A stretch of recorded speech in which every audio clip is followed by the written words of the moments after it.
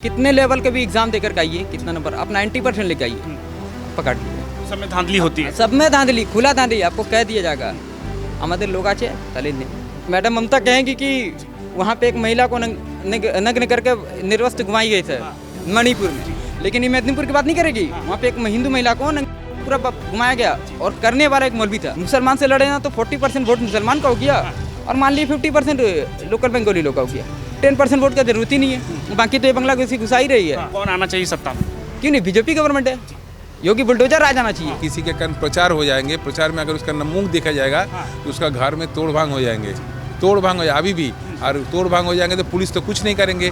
जो लोग तोड़ भांग करने के लिए आए, गुंडा लोग को लेके कुछ FIR यहाँ पे नहीं। क्या नाम हुआ आपका? रितेश मलिक, आप भी बंगाल के रहने वाले? बंगाल के हावड़ा के रहने वाले। हावड़ा के रहने वाले, इधर आ जाइए जी। आप छात्र हैं? हम छात्र क्या हैं। मुद्दा है इस बार छात्राओं का बंगाल में? बंगाल में छात्राओं को क्या सर, पहले तो वैकेंसी निकलता नहीं है। दूसरी बात है कि अब वैकेंसी निकालने गए तो आपको किसी नेता लीडर का पहचान होना चाहिए, तभी आपका भर्ती होगा, नहीं तो आपका इंटरोगेशन में काट दिया जाएगा। आप कितने लेवल के भी एग्जाम देकर के आइए, कितना नंबर आप 90% लेके आइए, आप पकड़ लीजिए। सब में धांधली होती है। सब में धांधली, खुला धांधली आपको कह दिया जाएगा।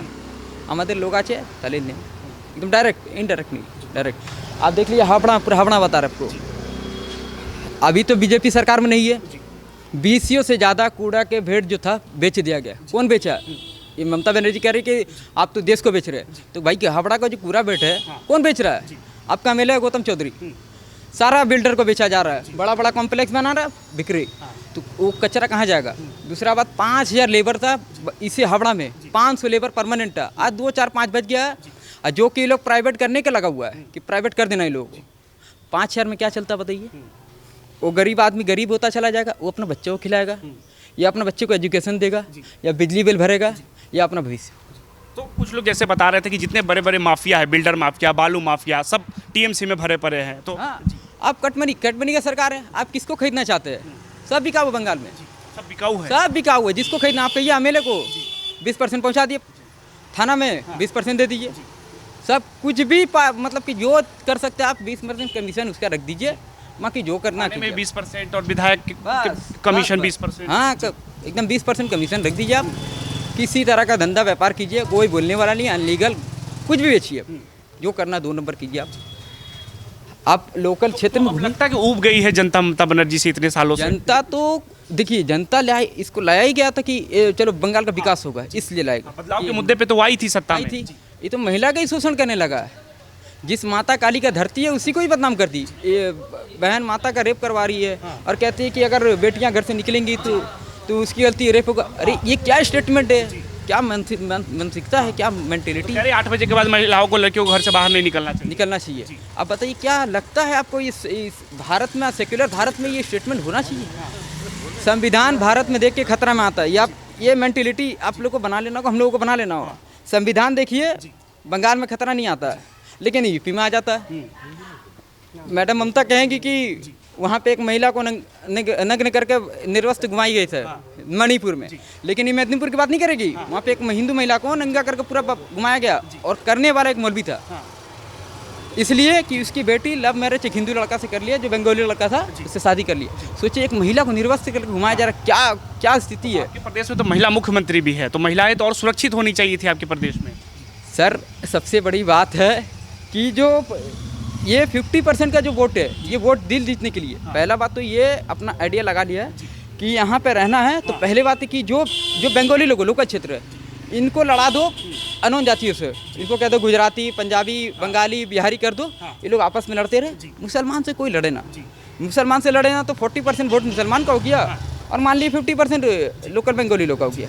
10% वोट का जरूरत ही नहीं है, बाकी तो ये बांग्लादेशी घुसा ही रही है। एक दिन बांग्लादेशी गुस्से लोकल बंगालियों का भी वोट कट जाएगा, फिर उनका माइनॉरिटी बढ़ गया, फिर ममता की सरकार खुलेआम सरकार है। मुसलमान फिर बांग्लादेशी का वोट लेकर के सरकार बना रही है। तो लगता है ममता बनर्जी जितने भी यहाँ घुसपैठिया है या फिर मुस्लिम है, उनको ज़्यादा प्रलोभन देती है सत्ता में आने के लिए? क्यों नहीं है?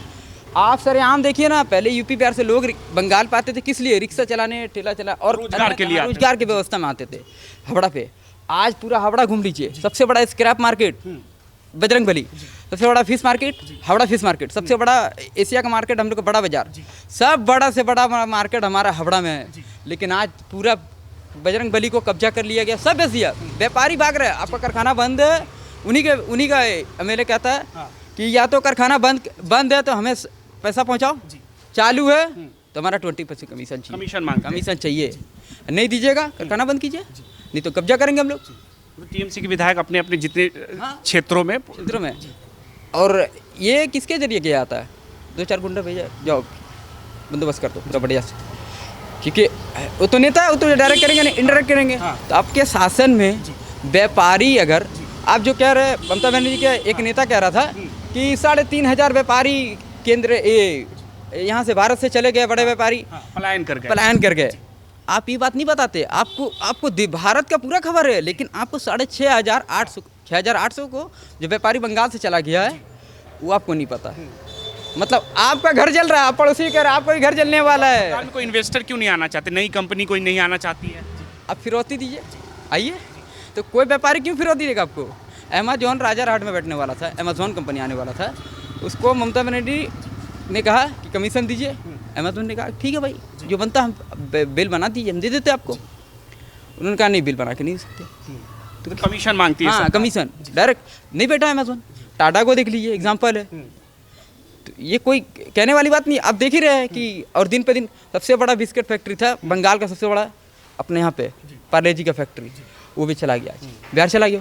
तो क्या समाधान होना चाहिए आपके अनुसार? हमारा तो यही संविधान है कि कानून व्यवस्था टाइट होना चाहिए, और कानून व्यवस्था को टाइट करने के लिए सत्ता का परिवर्तन जरूरी है। सबसे पहला कौन आना चाहिए सत्ता में? क्यों नहीं, बीजेपी गवर्नमेंट है, योगी बुलडोजर राज आना चाहिए। बुलडोजर योगी जी? हाँ, योगी जी। उन्होंने कहा है कि माफिया राज को मिटा देंगे, तो माफिया राज को यहाँ भी लाना चाहिए, मिटा के खत्म करो। तो बंगाल को भी योगी जैसा मुख्यमंत्री? हाँ, क्यों नहीं, योगी जी के जैसे मुख्यमंत्री चाहिए बंगाल में। आप बताएंगे सर, क्या नाम हुआ आपका? ठीक है, बताइए। योगी जी पे बता रहे थे। अब जैसे योगी जी को देख लीजिए कि कोई भी कमीशन नहीं ले सकता है, सबसे बड़ा बात है। वहाँ पे देखिए माफिया राज खत्म है। बहन बेटी, आज किसी पिता को फ़ोन करता है, बेटी कहाँ पे हो, तो कहते हैं पापा मैं तो रात को बाहर, कितना टाइम हो रहा है बेटा, 2 बज रहा है। अच्छा ठीक है, योगी जी की सरकार आ जाओ। उत्तर प्रदेश में लड़कियां ज़्यादा सुरक्षित में लगता है कि हाँ बेटी सुरक्षित है, बंगाल में नहीं है। और बंगाल में 5 बजे से अंधेरा हो तो बेटी को कहती है कि घर चलो, अब कुछ ना हो जाए, कहीं टीएमसी गुंडे ना आ जाए। इस तरह का खौफ है। इस तरह का खौफ है। क्या कह रहे हैं आप? सरेआम किसी व्यक्ति को पूछिए, कोई व्यक्ति कहने से डर रहा है, इसका मतलब समझिए आपकी जमीनी स्तर में गुंडाई है। इस चीज़ को आपको मानना पड़ेगा। खौफ क्यों है? लोग बोलने से भी डरते हैं। हम कई लोगों से बात करने गए, वो लोग कैमरे पे हम नहीं बात करेंगे कि अगर जो स्टेटमेंट देगा उसका घर तोड़ दिया जाएगा अभी संग संग। अब बताइए, आज को 4 गुंडा आपके घर पे जा करके दारू पी करके घर तोड़ दे, आप जनी कर दे, कौन इंसान चाहता है कि भाई 2 स्टेटमेंट अगर अच्छा काम बोलते हैं तो मेरा घर टूट जाए? इसलिए बोलते हैं, इसलिए डर से लोग बोलते हैं। सच्चाई है सर एकदम। अगर खुल के बोलेंगे तो घर को तोड़ दिया जाएगा, हमला कर दिया जाएगा। इसीलिए देखिए, अगर देख जाएगा किसी के कारण प्रचार हो जाएंगे, प्रचार में अगर उसका मुंह देखा जाएगा तो उसका घर में तोड़ भांग हो जाएंगे, तोड़ भांग हो जाए अभी भी। और तोड़ भांग हो जाएंगे तो पुलिस तो कुछ नहीं करेंगे।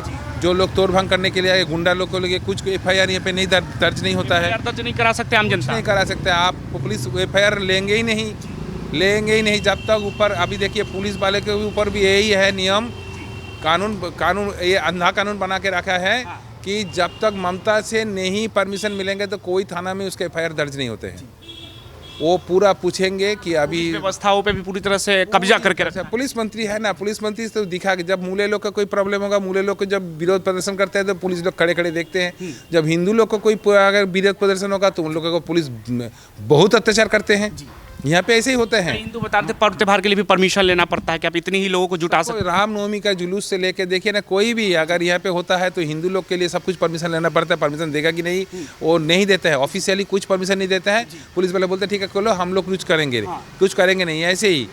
और कुछ और क्या परमिशन बोल के कुछ नहीं देता है। और TMC वाले के लिए कुछ परमिशन का ज़रूरत ही नहीं है, वो लोग ऐसे ही कर देते हैं। पुलिस वाले जाके खड़े हो जाते हैं, हमें ठीक है बस। मुस्लिम के नाम पे इतना भेदभाव हो रहा है यहाँ, बहुत भयंकर तरफ से भेदभाव है, भयंकर तरफ से भेदभाव है। भाजपा कार्यकर्ता ये कह रहे थे कि चुनाव के बाद हमें धमकी दिया जा रहा है कि तुम्हारे घर पे भी हमला कर देंगे। इसमें तो किया उदाहरण टान के बोल रहा है कि 26 में 21 तुमको याद है ना, 26 में अगर हम लोग आ जाएंगे तो आप लोगों को इस बार रहना ही मुश्किल कर देंगे हम लोग। उस बार एकदम खुले आम बोलते हैं कि 21 में हम लोग छोड़ दिया है तुमको, तुम लोगों को फिर अपना आहिस्ता आहिस्ता छोड़ दिया रहा, इस बार 26 में पूरा भगा के रहेंगे। जैसे हिंदी वर्सेस बांग्ला का भी एक मुद्दा है बंगाल में, जिस तरह ये तो तृणमूल वाले कर रहे हैं। तृणमूल वाले बंगाल कम्युनलिज्म कर रहे हैं। ये इसमें प्रादेशिकता दे रहे हैं कि बंगाली से इससे मतलब बिहारी से बंगाली का जुड़ाव लगाओ, उससे यूपी से बंगाल को लगाओ, मगर बांग्लादेश के साथ कोई मत कुछ बोलो। बांग्ला पक्ष कभी नहीं बोलते हैं कि जो बांग्ला बोलते हैं वो लोग सब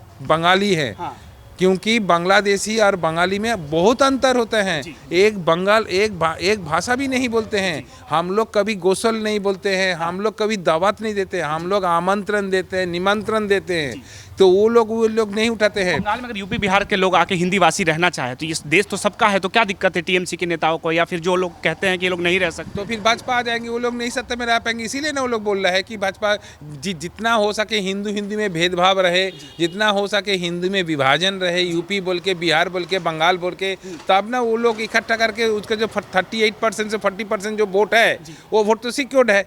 वो लोग कभी भाजपा को नहीं देंगे, वो लोग सोच के रखे हैं। तो ये लोग को बांट दे तो वो लोग सत्ता में रहेंगे। यही कैलकुलेशन है, यही गणित यही है। एक वर्ग को खुश करने के लिए ऐसा हो रहा है। एकदम गणित है इसका। यही सत्ता में रहने का गणित यही है कि मूले लोग सब फिक्स रहे, उनके वोट देते रहे। सीपीएम को भी वोट नहीं देते हैं वो लोग। और यहाँ पे हिंदू को हर तरीके से बांटो, हर तरीके से बांटो। बंगाल, बिहार, यूपी से बांटो, भाषा का अंतर से बांटो, संस्कृति का अंतर से बांटो, हर तरफ से बांटो। मगर जो यूपी वाले, जो बिहार वाले टीएमसी करता है वो लोग ठीक है। जैसे बाली का कुछ हो, यहाँ का जो हो, जो लोग टीएमसी करते हैं वो लोग, हाँ, नॉन बंगाली टीएमसी करेगा तो कोई प्रॉब्लम नहीं, नॉन बंगाली भाजपा करेगा तो वो यूपी का है, बिहार है, उसको भगाओ, बंगाली करो, बाहरी हो गए वो, यही बात।